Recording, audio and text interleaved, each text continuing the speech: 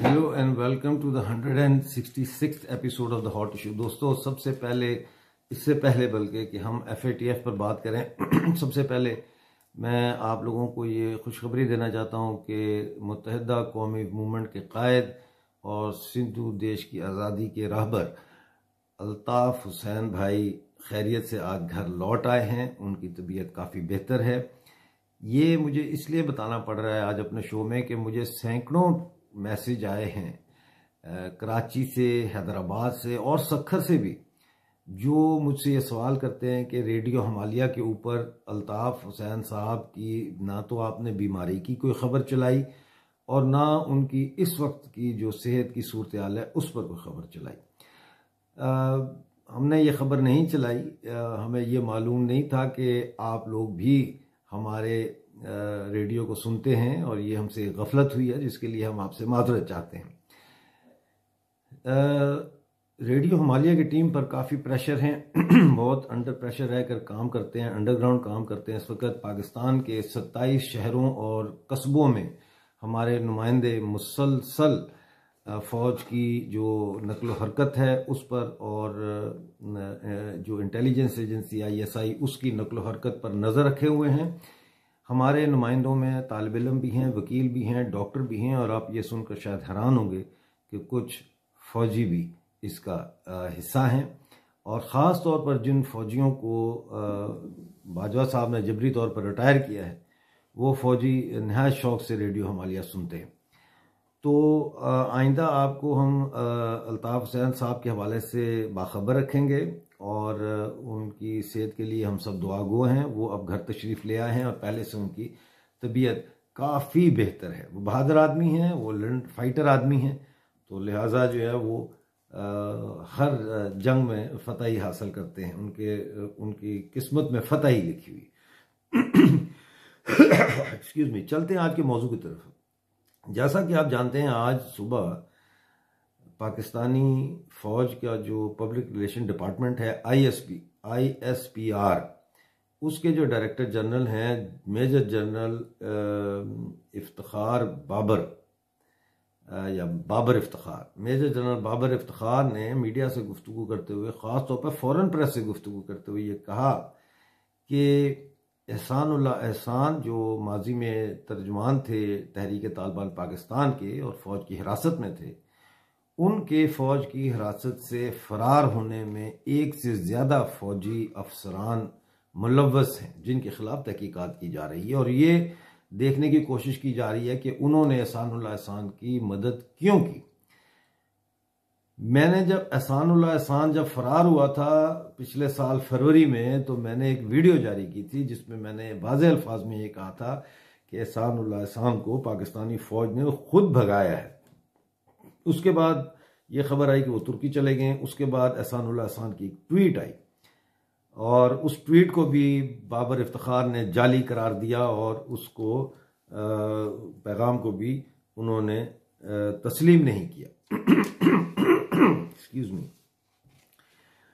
चंद दिन पहले एहसानुल्लाह एहसान ने अपने ट्विटर अकाउंट से मलाला यूसुफजई, जो कि आप जानते हैं तालिबान और ISI के मुश्तरका ऑपरेशन में शदीद ज़ख्मी हो गई थी, उनको धमकियाँ में ट्वीट्स भी की हैं।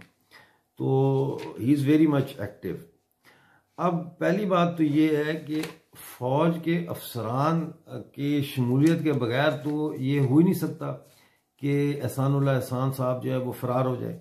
फ़ौज के अंदर एक चेन ऑफ कमांड का सिस्टम होता है और वो चेन ऑफ कमांड ये होती है कि जो एक्शन आप देख रहे होते हैं कि ये हो गया, जैसे एहसानुल्लाह एहसान को फ़रार करवाया गया, फ़ौजी अफसरान उसमें शामिल है, तो इसके ऊपर से इसकी एक ऑर्डर का चेन होता है कि वहाँ ये फैसला होता है, फिर उसको इम्प्लीमेंट करने के लिए जो है वो नीचे वाली कमांड को कहा जाता है और फिर ये उस यूनिट तक बात पहुंचाई जाती है जिस यूनिट के ज़ेरे हिरासत वो शख्स होता है, यानी एहसानुल्लाह एहसान थे।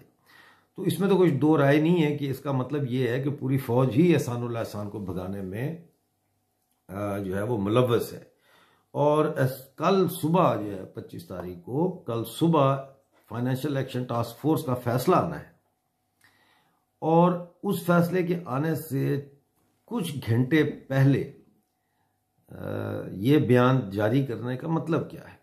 हम देखते हैं कि 22 तारीख को जो है वो मीर अली में शुमाली वज़ीरिस्तान में 4 औरतों को हलाक किया गया टारगेट किलिंग करके। ये वो ख्वातीन हैं जो गांव-गांव जाकर, ये एनजीओ के लिए काम करती थी, ये गांव-गांव जाकर माओं को ये तलकीन कर रही थीं, ये समझा रही थीं कि अपने बच्चों को जहाद के लिए ना भेजें, अपने बच्चों को अच्छे स्कूलों में भेजें, गांव के स्कूल से फिर शहर के स्कूल में भेजें, अच्छी जगह पे भेजें, अच्छी तालीम दें और ये जहाद जो है इसमें ना भेजें। लिहाजा उनको कत्ल किया गया।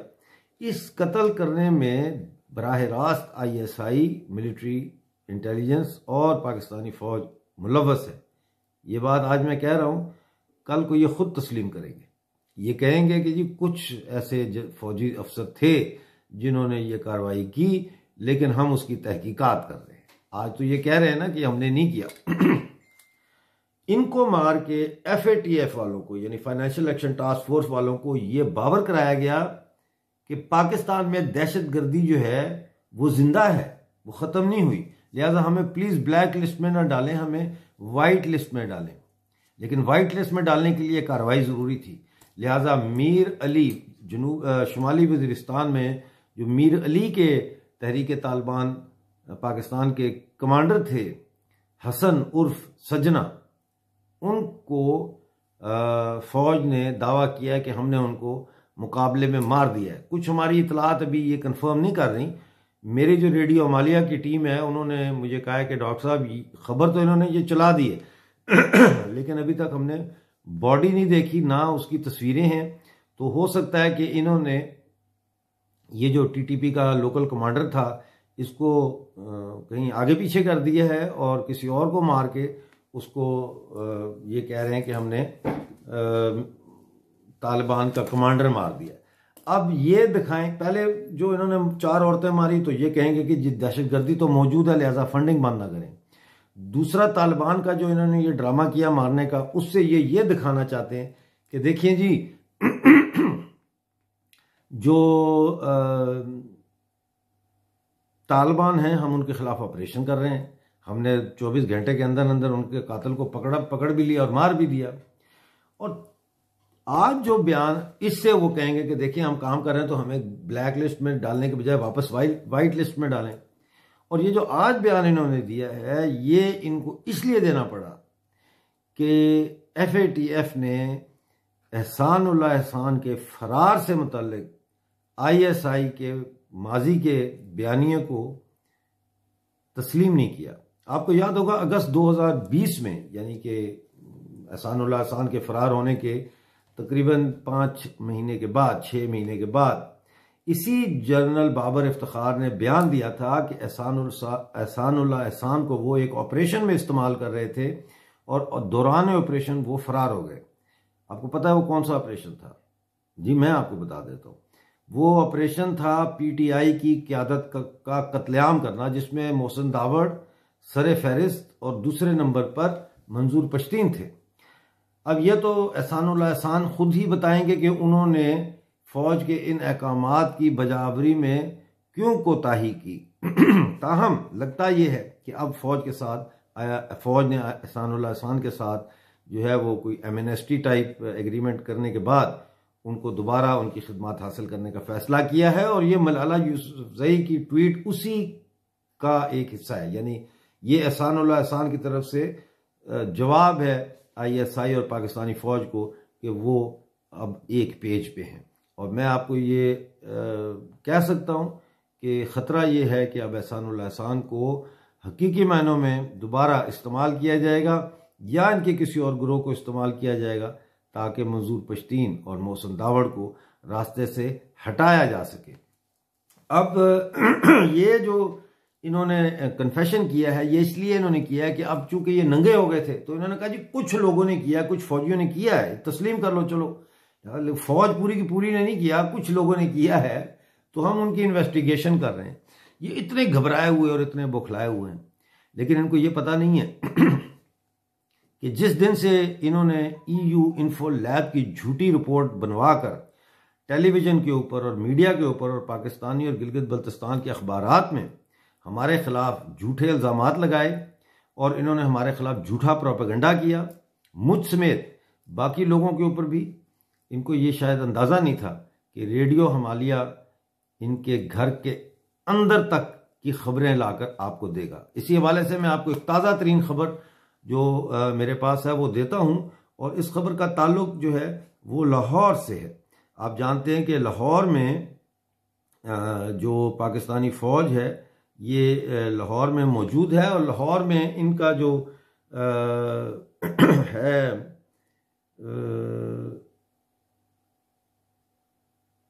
10 डिवीज़न जो है लाहौर में तैनात है, डिवीज़न 10, 10 डिवीज़न। उसका जो GOC है, जनरल ऑफिसर कमांडिंग डिवीज़न का, उसने एक इंक्वायरी आज का हुक्म दिया है, और उस मेजर जनरल का नाम है मोहम्मद अनीकुर रहमान। मोहम्मद अनीकुर रहमान साहब ने एक इंक्वायरी का हुक्म दिया है। अब उन्होंने ये इंक्वायरी का हुक्म कोई खुशी से नहीं दिया, उन्होंने ये इंक्वायरी का हुक्म इसलिए दिया है कि जिस चीज़ की वो इंक्वायरी करवा रहे हैं वो चीज़ रंगे हाथों पकड़ी गई। अब मैं आपको बताता हूँ कि वो क्या चीज़ है जिसको वो कर रहे थे। ये कल 9 बजे रात को कल 9 बजे एक 30 साला मेजर, फौज का हाजिर सर्विस मेजर 30 साला, वो एक 18 साला नए सिपाही रंगरूट के साथ जिनसी बदफेली कर रहा था, सॉडोमाइज कर रहा था उसको। अब कह ये रहे हैं कि ये सॉडोमाइजेशन जो है ये विद कॉन्सेंट थी, यानी कि सिपाही जो है उसने अपनी मर्जी से जो है वो मेजर साहब को अपना बदन पेश किया। लेकिन हुआ ये कि जब ये वाकया हो रहा था तो उस वक्त लोगों ने इन दोनों को रंगे हाथों पकड़ लिया, और पकड़कर वहाँ एक हंगामा खड़ा हो गया, जिसकी वजह से इस नापाक आर्मी के जो डिवीज़न के वो हैं 10 डिवीज़न के जो कमांडर हैं, मेजर जनरल मोहम्मद अनीकुर रहमान, उन्होंने इंक्वायरी का ऑर्डर कर दिया। मैं एक प्रोग्राम इस वक्त तैयार कर रहा हूँ, उसमें कुछ दिन शायद और लग जाएं, जिसमें मैं पाकिस्तानी फ़ौज में जो गिरता हुआ अखलाकी मेयार है उसके ऊपर एक खुसूसी प्रोग्राम आपके सामने पेश करूँगा। देखो दोस्तों, मैं आपको हमेशा कहता हूँ कि मैं अपनी ज़िंदगी के हर दिन को अपनी ज़िंदगी का आखिरी दिन समझता हूँ, इसलिए मेरी कोशिश होती है कि जो खबर मुझ तक आए उसको उतनी ही जल्दी आप तक पहुँचा दिया जाए।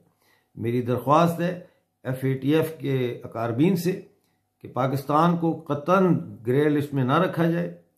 मैं ये नहीं कह रहा कि उनको वाइट लिस्ट में किया जाए, बल्कि मैं ये कह रहा हूँ कि उनको ब्लैक लिस्ट में किया जाए। और पाकिस्तान आर्मी अब वाज़ेह तौर पर दहशतगर्दी में मुलव्वस नजर आती है। काबुल धमाकों में हक्कानी ग्रुप और मुल्ला उमर का जो ग्रुप है तालिबान का, उसके ज़रिए ये अशरफ गनी की हुकूमत को डिस्टेबलाइज करके गिराना चाहते हैं। इसी तरह बलूचिस्तान में ये मिलिट्री ऑपरेशन कर रहे हैं, और इनके डेथ स्क्वाड हैं जो मजहबी जुनूनी दहशतगर्द तंजीमें उन डेथ स्क्वाड्स को चला रही हैं। इसी तरह सिंध में और पंजाब में भी इनके हेडक्वार्टर्स हैं। मैंने आपको पाकिस्तानी मकबूजा जम्मू कश्मीर और पाकिस्तानी मकबूजा गिलगित बल्तिस्तान के बारे में पिछले दिनों तफसील से बताया था कि वहाँ कितनी फ़ौज है। फ़ौज का खोज जो है वो होना चाहिए, और वो हम लगा रहे हैं, और बहुत जल्द आपको फ़ौज की हर चीज़ मैं आपके सामने रखूँगा, और आपको ये साबित करूँगा कि पाकिस्तान की जो सबसे बड़ी मुसीबत है, और जो इस तमाम गुर्बत, लोड शेडिंग, बेरोज़गारी, महंगाई, जमहूरियत का फुकदान, मईशत की तबाही और समाजी ज़िंदगी की अबतरी के पीछे इसकी जड़ में फ़ौज है। और याद रखें, जब दांत गल जाए और उसकी जड़ तक इन्फेक्शन चली जाए और रूट कनाल करने से भी उसको फ़ायदा ना पहुँचे और वो बार बार इन्फेक्टेड हो, तो फिर बेहतर है कि उस दांत को निकाल दिया जाए। आइए हम सब मिलके पाकिस्तानी फ़ौज की इस रूट कनाल को निकाल कर बहरे हिंद में फेंक दें और अच्छी खुशी से अपनी ज़िंदगी गुजारें। इसके साथ ही डॉक्टर अमजद अयूब मिर्ज़ा को इजाज़त दीजिए। आपसे जल्द फिर मुलाकात होगी।